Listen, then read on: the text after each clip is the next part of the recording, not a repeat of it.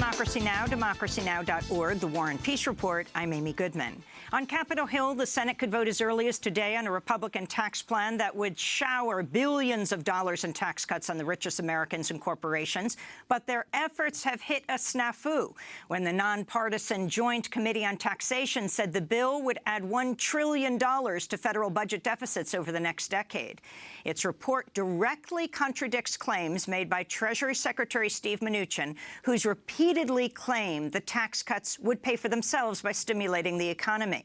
Mnuchin had promised to release a Treasury Department analysis backing his claims, but he's yet to release any data.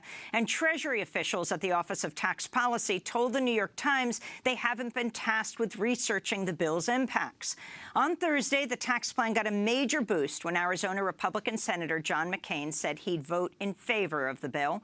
Critics say the tax cuts could trigger billions of dollars in cuts to Medicare, including cutting off access to chemotherapy and other cancer treatments. Senator McCain's support for the bill came a day after his doctor said they discovered a second tumor in his brain.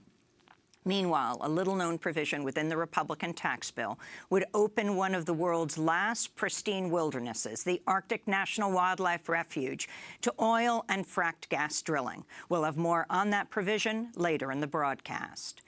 The White House Thursday denied reports that Chief of Staff John Kelly has developed a plan to push Secretary of State Rex Tillerson out of his role and replace him with CIA Director Mike Pompeo. According to the New York Times, President Trump would then pick Cotton, that's Republican Senator Tom Cotton of Arkansas, to replace Pompeo at the CIA. Press Secretary Sarah Huckabee Sanders denied the reports but refused to say whether Trump has confidence in Tillerson. At the White House, Trump did little to quell speculation over Tillerson's future after briefly answering reporters' questions during a photo op with Bahrain's Crown Prince. Do you want Rex Tillerson on the job, Mr. President? He's here. Rex is here. He's here. Do you want him to stay in his job? Thank you very much, everybody. Thank you. More than 100 senior Foreign Service officers have left the State Department since President Trump took office in what appears to be a forced exodus carried out by the Secretary of State, Tillerson. We'll have more on the chaos at the State Department after headlines with national security reporter Marcy Wheeler. A top congressional Democrat said Thursday Senator Al Franken should resign after two more women accused Franken of unwanted sexual contact. And one of the new allegations, Army veteran Stephanie Kemplin says Franken cupped her breast at a USO event in 2003 as the pair posed for a photo, refusing to let go. The allegation came 2 weeks after radio broadcaster Leanne Tweeden posted a photo showing Franken appearing to place his hands on her breasts over her Kevlar vest while she was sleeping on a plane in 2006 as they were both coming back from a USO tour. On Thursday, Congressmember Joe Crowley of New York, the chair of the House Democratic Caucus, said Franken should leave the Senate. Meanwhile, in Detroit, Michigan, Democratic Congressmember John Conyers has been hospitalized in what aides call a stress-related illness brought on by multiple accusations he sexually harassed or groped women, charges he denies. On Thursday, House Democratic Minority Leader Nancy Pelosi said Conyers should resign. The brave women who came forward are owed justice. I pray for Congressman Conyers and his family and wish them well. However, Congressman Conyers should resign. On Thursday, the woman who settled a sexual misconduct case against Conyers spoke publicly for the first time about her ordeal. Marion Brown said Congressman Conyers invited her to a Chicago hotel room in 2005 where he appeared in his underwear and demanded she touch him sexually. She says she was fired when she refused. Speaking on NBC's Today Show, Brown acknowledged she broke a confidentiality agreement to come forward. I am taking a risk, and the reason why I'm taking a risk, it is important I want to be a voice. You know, my ancestors, my grandmother, you know, my mother, my daughters, you know, my granddaughter, you know, I want her, when she enters the workforce, long when I'm gone, I want her to not have to, you know, endure sexism and gender inequality. And I want to stand up, and I felt it was worth the risk to stand up for all the women in the workforce that are voiceless, you know, that ordinary women like myself with extraordinary challenges working in the workforce that are dominated by men. Marion Brown was speaking with Today's Show host Savannah Guthrie. In the last 14 months, The program has fired 2 of its male anchors over sexual misconduct. In October of 2016, NBC fired Billy Bush after he was heard in a 2005 tape laughing and egging on Donald Trump as Trump boasted about sexually assaulting women. And on Tuesday, NBC fired its longtime Today host, Matt Lauer, over multiple accusations of sexual harassment and assault.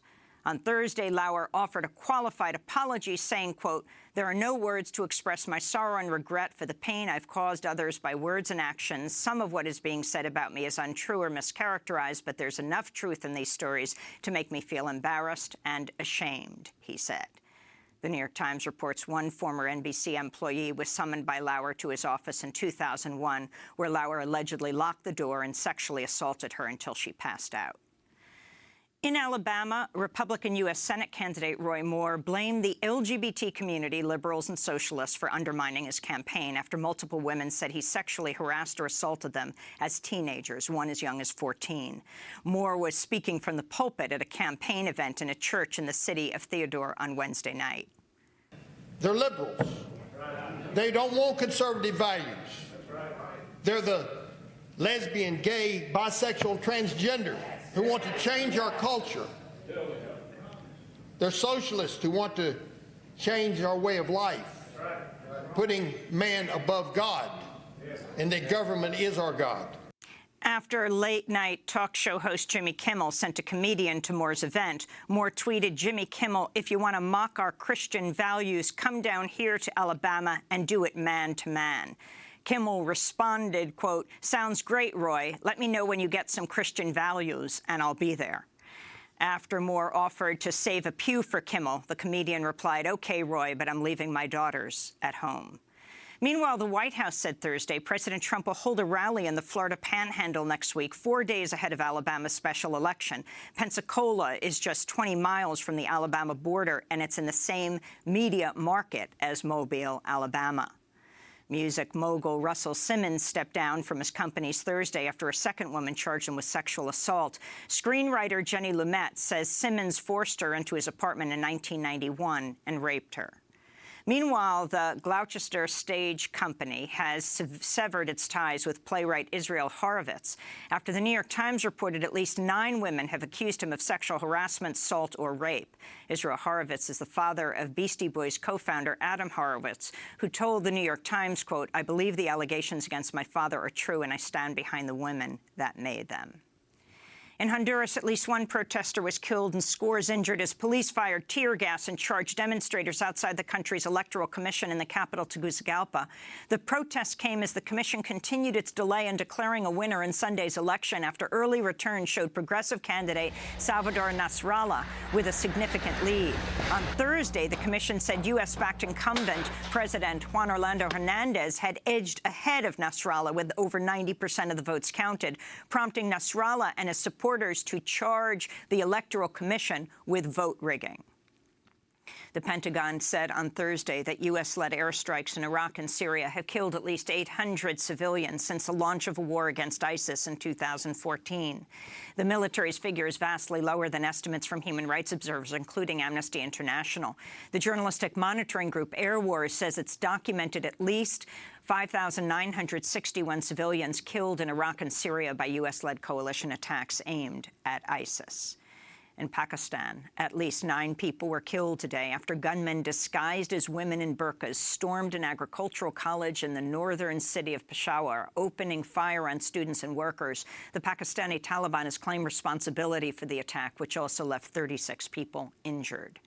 In Yemen, tens of thousands of people rallied in the capital Sana'a on Thursday, calling for an end to the U.S.-backed Saudi-led bombing campaign and blockade. The protests came as the aid group Save the Children said at least 130 children are dying each day from extreme hunger and disease brought on by the war.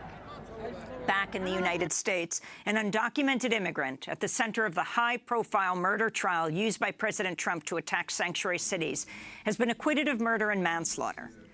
Jose Inez Garcia Zarate was charged in the July 2015 killing of Kate Steinle on a San Francisco pier. He was in the United States after he'd been deported to Mexico 5 times since first entering the United States as a juvenile. His attorneys argued he found the gun and it accidentally discharged, with the bullet ricocheting off the ground before striking Steinle.